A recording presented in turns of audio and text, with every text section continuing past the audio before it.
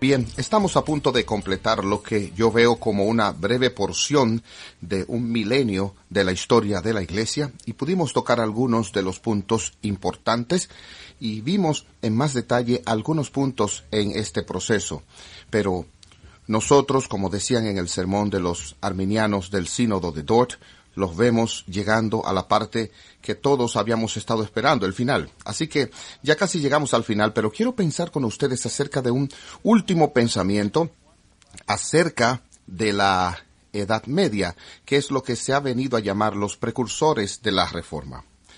Sabemos que en el siglo XVI Dios llevó a Martín Lutero a empezar una reforma bíblica profunda y maravillosa de esta iglesia, pero los reformadores en sí miraron a la Edad Media e hicieron la pregunta: ¿qué preparó nuestra obra?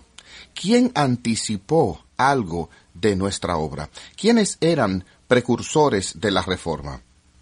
Y ellos miraron un número de individuos, probablemente el más importante fue John Wycliffe, quien una vez fue llamado la estrella de la mañana de la Reforma. Aunque el cielo aún estaba oscuro, había una estrella brillante iluminando en la Edad Media, anticipando la llegada de la Reforma. Y desde la Reforma han habido algunos que han atacado la idea de los precursores, y es una categoría interesante y por lo menos controversial. No había teólogos en la Edad Media que compartieran completamente el punto de vista de la Reforma antes de que la Reforma llegara. Así que, ¿son ellos realmente precursores? No había ninguno procurando un cambio completo en la vida de la Iglesia. Así que, ¿son ellos realmente precursores? Algunos historiadores han dicho, ¿fue la Reforma realmente inevitable desde el punto de vista humano? ¿Es posible que la Reforma no haya sucedido? ¿Es posible que la Reforma haya sido erradicada? ¿Qué significa hablar de un precursor? Pero por más controversial que sea ese concepto, yo creo que es útil. Creo que queremos decir como protestantes, yo ciertamente quiero decir como un protestante, que no somos un grupo de cristianos de los últimos días, que no creemos que la Iglesia murió y tuvo que ser resucitada por los reformadores. Creemos que Cristo cumplió su promesa de que iba a edificar su iglesia y las puertas del infierno no iban a poder contra ella. Lo que vemos en la Edad Media es de hecho una época de argumento de superstición creciente, de confusión creciente, una opacidad del Evangelio, pero no creo que el Evangelio fuera nunca erradicado. Y cuando pienso en los reformadores o precursores de la Reforma, en lo que particularmente estoy pensando es en aquellos que continúan siendo testigos de un entendimiento del Evangelio mucho más bíblico, agustino y basado en la gracia. Y hemos hablado de unos cuantos de esos según hemos avanzado, ¿verdad? Incluso Tomás Aquino es un hombre que defendió la gracia salvadora de Dios, el propósito electivo de Dios. Pero generalmente no pensamos en Tomás en la categoría de precursor, porque Tomás no fue en ningún sentido un crítico real de la iglesia de su día. Y es una persona como John Wycliffe, a quien entonces vemos como un precursor, no solo como un creyente en la gracia, sino también como un crítico de la iglesia. Y Wycliffe es un ejemplo particularmente interesante de eso. John Wycliffe nació cerca del 1328 y siempre pienso que eso es interesante. No sabemos exactamente cuándo él nació y no es que literalmente su madre estuvo por parto 2 años, pero no sabemos con seguridad en qué año él nació. Nació en el norte de Inglaterra, en Yorkshire. Él fue educado en Oxford. Él se destacó como un estudiante muy brillante, un estudiante muy inteligente y empezó a atraer una variedad de patrocinadores y animadores de sus estudios y en su trabajo. Pero él también empezó en su teología a ser más crítico de lo que él entendía eran tendencias peligrosas en la vida de la iglesia. Y empezó a decir cosas que sonaban peculiares en algunas personas. dentro de la iglesia. Él empezó a decir, Cristo es la única cabeza de la iglesia. No parecía muy radical, pero por supuesto el Papa había proclamado que él era el representante de Cristo en la tierra. En la tierra el Papa era la cabeza de la iglesia. Y Wycliffe era progresivamente crítico de esa idea, progresivamente incierto de si al Papa debía ser concedido todo el honor que era concedido. Recuerdo que Wycliffe vivió solo un poco más de un siglo después de que el rey Juan le entregara Inglaterra al Papa como el feudo del Papa. Y ahora Wycliffe está diciendo, no estoy muy seguro de que esto es lo correcto. No estoy muy seguro de que el Papa tiene esa clase de autoridad. Y adivinen a quién le gustó escuchar eso. Al rey de Inglaterra. A él le gustó este reclamo por parte de Wycliffe, que el Papa había ido más allá de su autoridad. Y entonces Wycliffe dijo, la iglesia es los elegidos de Dios. La iglesia no es todo el mundo, no todo el mundo es elegido, y la iglesia en un entendimiento apropiado es los elegidos de Dios. Y esto una vez más empieza a molestar a ciertas personas. Este es un idioma inusual. Este no es el tipo de idioma que estamos acostumbrados a oír. Y según más y más líderes de la iglesia criticaban a Wycliffe, Wycliffe se tornaba más y más radical al punto tal de que él estaba dispuesto a llamar al Papa anticristo. Ahora, de hecho, Wycliffe no fue el primer teólogo medieval que llamó al Papa anticristo. Hubo otros antes que él que veían el poder, la riqueza, la corrupción en Roma. Él había dicho, este no es el espíritu de Cristo, este es el espíritu del anticristo. Pero Wycliffe, diciéndolo muy francamente, no se hizo querer por muchos oficiales de la iglesia, y particularmente oficiales de la iglesia con poder. El arzobispo de Londres inició un examen de sus puntos de vista y los reportó a Roma. Y el Papa en Roma entonces condenó 19 proposiciones, supuestamente enseñadas por Wycliffe. Pero Wycliffe continuó teniendo sus seguidores no solo cerca del rey, sino también en la ciudad universitaria de Oxford. Y después que el Papa había condenado su teología, la Universidad de Oxford dijo, no, su teología es ortodoxa. Una vez más, ustedes ven como una indicación de que el Papa no es el soberano absoluto en la Iglesia. La gente está conforme con no estar de acuerdo con el Papa a veces. La Edad Media es mucho más complicada y a veces le damos por crédito o el crédito por ser así. Wycliffe empezó a hacer preguntas sobre el celibato del sacerdocio y dijo que él no veía ninguna razón por la cual el celibato tenía que ser forzado en el sacerdocio. Él empezó a criticar los monjes por ser forzados a tomar votos perpetuos por los que nunca podían dejar el monasterio. Él dijo que nada de esto era de acuerdo con la libertad y las misericordias de Cristo. Empezó a tener bastantes seguidores porque mucha gente dijo que esto parecía tener sentido. Vieron la corrupción de la moral del clero que imponía el celibato en ellos. Empezaron a decir, estas cosas no están bien, no tiene sentido, no está en el espíritu de Cristo. Pero entonces Wycliffe dio otro paso, que fue aún más radical y lo metió en aún más problemas. En el 1381 él empezó a escribir acerca del significado de la Santa Cena. Ahora bien, la función exacta del Papa, la composición exacta de la Iglesia, los requerimientos exactos para el clero, y por meses estas son cosas que estaban aún en cierta forma pendientes con Wycliffe, pero al empezar a hablar de la Santa Cena, él se pone en contra del Cuarto Concilio de Letrán de 1215. Eso es establecido, el Papa lo establece, el Concilio Ecuménico lo establece, es establecido para la Iglesia, es transubstanciación, y Wycliffe quiere reabrir ese tema. Él argumenta que la transubstanciación es una innovación reciente, no es la enseñanza antigua de la Iglesia, dijo Wycliffe, sino una decisión relativamente reciente por parte de la Iglesia. No es una decisión confiable, no es una decisión que debemos sostener, y él rechazó la transubstanciación. Bien, este fue un acto de rebelión, de valentía impresionante y extremo, peligroso. Él dijo, Cristo no está físicamente presente en el altar, sino que Él está presente sacramental, espiritual y eficientemente. y que el sacramento no trae fruto si no hay amor en nuestras almas, y así toda la idea de que el sacramento operaba como la iglesia medieval enseñó, ex opere operato, por el hacer está hecho, opera casi automáticamente que trae gracia. Wycliffe dice, no, tienes que ser cristiano, tienes que estar lleno de los frutos del Espíritu para que el sacramento te sea de bien. Y así él empieza a desarrollar esto más y más. Él rechaza la transustanciación y él rechaza la necesidad de la confesión oral ante un sacerdote, el sacramento de penitencia por el perdón de pecados. Él dice que no hay necesidad absoluta de un papa para nada en la iglesia. Como ven, se está volviendo más y más radical, sonando medio protestante en muchos de estos puntos. Y él entonces comienza a decir, realmente necesitamos la Biblia en el lenguaje de la gente. Una traducción de la Biblia en inglés. Esto es radical. ¿Quién sabe qué pasaría si la Biblia es traducida?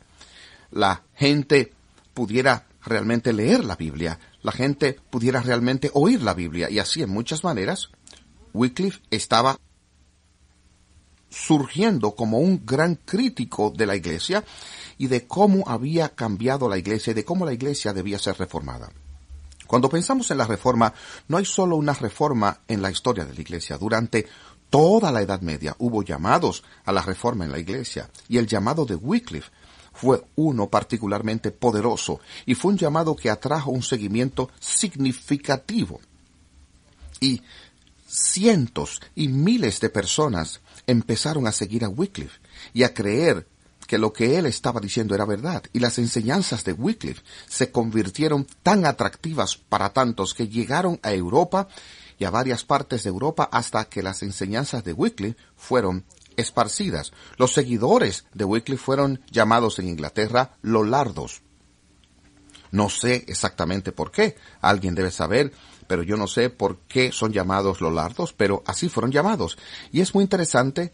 Después de la muerte de Wycliffe, después de la condenación de Wycliffe, después de que Siria persiguiera a los lollardos como sus seguidores, década tras década tras década, podemos leer en los registros de la Inquisición de Inglaterra que las personas eran entregadas a la Inquisición como lollardos y nunca fue erradicado. Y es absolutamente intrigante para mí como historiador que cuando la Reforma llega a Inglaterra, uno de los primeros lugares donde florece es en Anglia Este, donde la lollardía había sido muy fuerte. Es como si el campo se hubiera quedado preparado, los corazones se quedaron preparados, y el este de Anglia en el siglo XVII se convirtió en uno de los más fuertes centros de puritanismo en Inglaterra. La gente amaba la Biblia, querían oír la Biblia, estaban dedicados a la Biblia. Este efecto de la vida de John Wycliffe es sorprendente en su continua influencia y en su poder. Bien, dado su rechazo de la transustanciación, él fue encarcelado. Él murió en la prisión en el 1384 y ni aun ahí pudieron dejarlo tranquilo.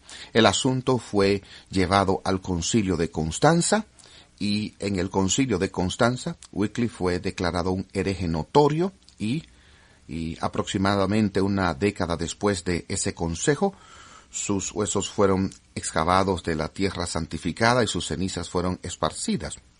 No hubo descanso para Wycliffe, pero Wycliffe no estaba interesado en descansar en el suelo de la iglesia. Él estaba interesado en descansar en el amor del Salvador, y él fue un testigo extraordinario de eso.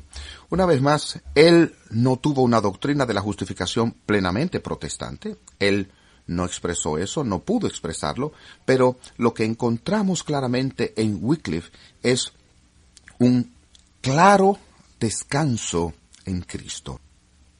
No somos salvos por la doctrina de la justificación, somos salvos por Cristo. La doctrina de la justificación nos ayuda a entender cómo somos salvos por Cristo. Y uno ve en los escritos, en el corazón de Wycliffe, esta dependencia en Cristo, esta devoción a Cristo. Y Wycliffe sí dice que no somos salvos por nuestro mérito, somos salvos solo por Cristo. Y también dijo, fe es la suma de la teología. Y así lo vemos girar en esa dirección aún sin él expresarlo completamente. Por lo tanto, Wycliffe es tal vez en muchas formas uno de los más grandes, más prominentes en muchas maneras y más influyente de los últimos precursores medievales de la Reforma. Pero hubo otros seguidores de Wycliffe en otras partes de Europa y uno de los más prominentes de esos fue John Hus. John Hus fue un grandioso reformador checo que había oído de Wycliffe, que había leído sobre la obra de Wycliffe y había sido convencido de que Wycliffe estaba conduciendo la iglesia en la dirección correcta. Hus empezó a predicar públicamente lo que él había aprendido de Wycliffe aproximadamente en el 1402 y una vez más, un gran seguimiento a Hus. Una vez más, pienso que había tanta gente sintiéndose espiritualmente hambrienta y sintiendo la corrupción de la iglesia, la ineptitud en lo que la iglesia estaba enseñando y tratando de hacer. Y una vez más, Hus fue una figura muy popular y también se vio en problemas porque cuando iba a enseñar acerca de la Santa Cena, al igual que Wycliffe, Hus también habló en contra de la transustanciación y también empezó a ser más crítico del Papa y del papel del Papa en la vida de la Iglesia. Y una vez más, las autoridades trataron de silenciarlo y él continuó siendo apoyado por mucha gente común y noble y escribió una obra famosa sobre la Iglesia, diciendo cosas acerca de la Iglesia muy parecido a Wycliffe, siempre negando el liderazgo del Papa como una necesidad. Y el Concilio de Constanza, el mismo que condenó a Wycliffe como un notorio hereje, llamó a Hus a presentarse en frente del Concilio de Constanza y los seguidores nobles de Hus en Bohemia le dijeron, no vayas, te necesitamos aquí. Y los líderes del Concilio de Constanza dijeron, no, te prometemos un salvoconducto, puedes venir aquí a salvo, puedes volver a casa a salvo, te hacemos esa promesa, solo ven para que tus ideas sean examinadas. Así que Hus viajó a Constanza y allí fue llevado a juicio y fue condenado como un hereje. Y Hus dijo, bien, muchas gracias, me voy a casa, ustedes me prometieron que me podía ir a mi casa. Y los líderes de la iglesia le dijeron, bueno, tú entiendes, claro, las promesas a los herejes no tienen que ser cumplidas. Y él fue asesinado allí, en Constanza, quemado vivo en el 1416. Si ustedes van a Constanza, pueden ver el Hossenstein, la piedra en la que él se paró a morir como un mártir. Yo visité ese lugar en 1960, fue muy interesante. Allí había un arrecife, allí en la piedra del pueblo de la República de Checoslovaquia, para honrar la memoria de un héroe del pueblo. Y fue muy agradable que los comunistas se refirieran a John Hus, pero sabemos que él fue un héroe de Cristo y así la obra hecha por Hus creó la base que ayudó mucho en la llegada de la Reforma. Y recuerden que Hus en checo significa ganso, por lo que ellos decían más tarde en Alemania que Hus puso el huevo que Lutero empolló, por lo que la conexión siguió siendo significativa. El último precursor que quiero mencionar brevemente es un hombre no muy conocido para nada llamado Staupitz. Staupitz fue un maestro de Martín Lutero y Staupitz fue el superior de Lutero en la orden agustiniana. Ellos fueron buenos amigos a pesar de que Staupitz era probablemente 20 años mayor que Lutero. Y es importante que recordemos a Staupitz porque Lutero sintió que él aprendió mucho de Staupitz y Staupitz realmente empieza a definir un cambio muy serio en la teología romana antigua. Staupitz nunca dejó la iglesia romana. Murió en el 1524, pero siempre siguió siendo amigo de Lutero. Ayudó a proteger a Lutero. Él exentó a Lutero de sus votos monásticos para que Lutero estuviera a salvo. Pero lo más importante que Staupitz le enseñó a Lutero, lo escribió en un tratado que le escribió sobre la eterna predestinación del hombre. Staupitz dijo, la gracia de Dios no nos hace aceptables delante de Dios. La gracia de Dios hace a Dios aceptable delante de nosotros. Y eso es una revolución total en la teología. Ahora, Staupitz no estaba diciendo, no existen problemas en nosotros y todos los problemas están en Dios. Staupitz estaba diciendo, nosotros estamos separados de Dios en nuestro pecado y lo que la gracia hace no es hacernos lo suficientemente buenos para ser aceptados delante de Dios, sino que la gracia abre nuestros ojos, la gracia cambia nuestro corazón, la gracia nos trae de nuevo a Dios, de manera que Dios, que era previamente visto solo como un juez severo, como el crítico severo, ahora se torna aceptable ante nosotros en Cristo. Y eso es lo que la gente hace, y yo pienso que la reorientación bíblica de la gracia fue absolutamente profunda en llevar a Martín Lutero a pensar en términos bíblicos más radicales de lo que habían sido en cientos y cientos de años. Fue una forma paradójica de pensar que le llamó mucho la atención a Lutero. A Lutero le encantaban las paradojas, a Lutero le encantaba expresar cosas en formas radicales que llamaban la atención de la gente, y Staupitz en cierta forma lo inició en ese camino. Staupitz fue un defensor serio de Agustín. Al final de la Edad Media, de la salvación por pura gracia, la salvación solo por el amor electivo de Dios, y ese impacto en Lutero, ayudándolo a reconsiderar y analizar de nuevo todo el tema de la gracia y lo que la gracia hace y lo que significa para ser reconectado con Dios, fue una contribución crucial de Staupitz. Y así vemos que continuaban esos testimonios de la gracia de la Biblia, de Cristo. Hubo voces que se levantaron presintiendo que la iglesia estaba de su cuenta, la iglesia estaba corrompida, la iglesia se había apartado de la Biblia en tantas maneras. Todo esto fue utilizado providencialmente, yo pienso, para Dios crear la base para la llegada de la Reforma. Los reformadores nunca dijeron que la iglesia había desaparecido. Siempre hubo luces encendidas en la iglesia. Siempre hubo testimonios de Cristo y de su gracia en la iglesia, pero la iglesia estaba en condiciones muy débiles.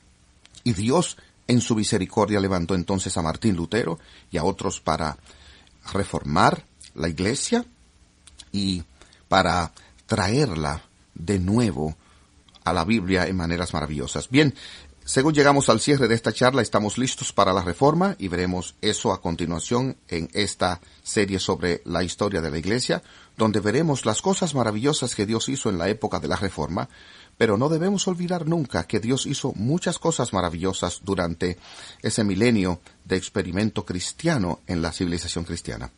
Muchas gracias.